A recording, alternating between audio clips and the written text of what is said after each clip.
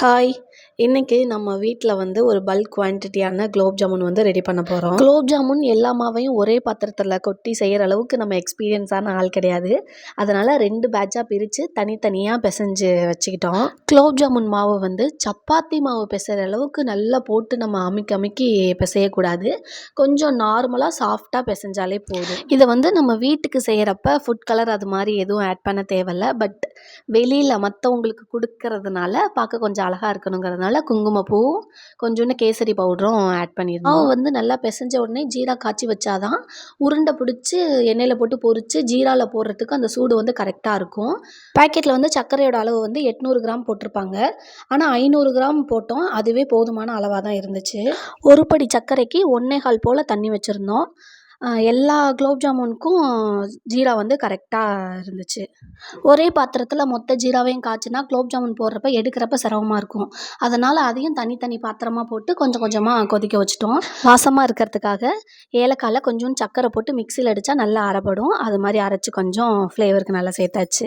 ஜீராவோட வேலை முடிஞ்சுது. இனிமேல் நம்ம பிசைஞ்சு வச்சுருக்க மாவுலேருந்து உருண்டை பிடிக்க ஆரம்பித்தாதாங்க கரெக்டாக இருக்கும். குலோப் ஜாமுன் என்னவோ எல்லாருக்கும் ரொம்ப பிடிக்குங்க. ஆனால் அது உருண்டை பிடிக்க வேலை தான். அதோட கஷ்டம் என்னன்னு நமக்கு தெரியும். ஒரு பாக்கெட் போட்டு எடுத்தாலே ரொம்ப கஷ்டமாக இருக்கும். இதில் 10 பாக்கெட் ஒரே டைமில் சேர்ந்து செய்யணுங்கிறப்ப ரொம்ப கஷ்டமாக இருந்துச்சு. உருண்டை பிடிக்கிறது தான் கொஞ்சம் சிரமமாக இருந்துச்சு. ஏன்னா அது கரெக்டான ஷேப்பில் வரணும்ல. லைட்டாக கிராக் இருந்தாலும் எண்ணெயில் போட்டு பொரிச்சு எடுக்கிறப்ப அது நல்லா பெருசாக தெரியும். அதனால் கொஞ்சம் பார்த்து பார்த்து கேர்ஃபுல்லாக உருட்ட வேண்டியதாக இருந்துச்சு.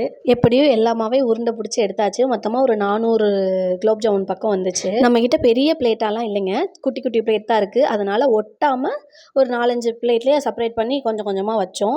ஒன்றோடு ஒன்று ஒட்டுச்சுன்னா அது எடுக்கிறப்ப கொஞ்சம் அமுங்கின மாதிரி இருக்குது. அதோட ஷேப்பே மாறிக்குது. அதனால் கொஞ்சம் ஒட்டாத மாதிரி வைக்க வேண்டியதாக இருந்துச்சு.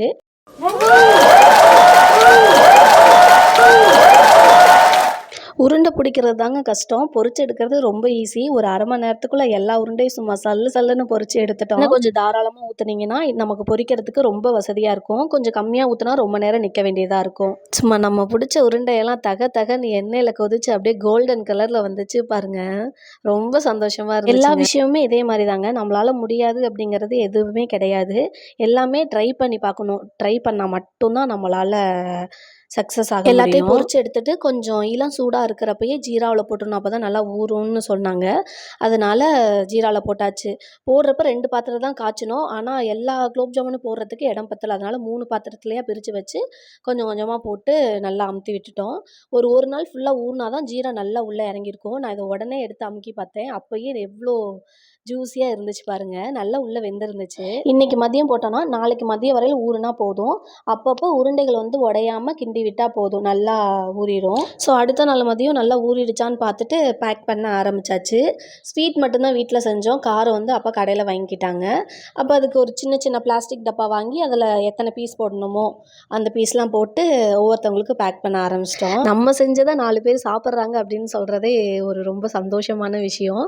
அதுலேயும் ஒரு இனிப்பான ஒரு ஸ்வீட் கொடுக்குறப்ப ரொம்ப ஹாப்பியாக இருந்துச்சு. எல்லோரும் சாப்பிட்டுட்டு எல்லோரும் நல்லா இருக்குன்னு சொன்னாங்கன்னு அப்பா சொன்னாங்க.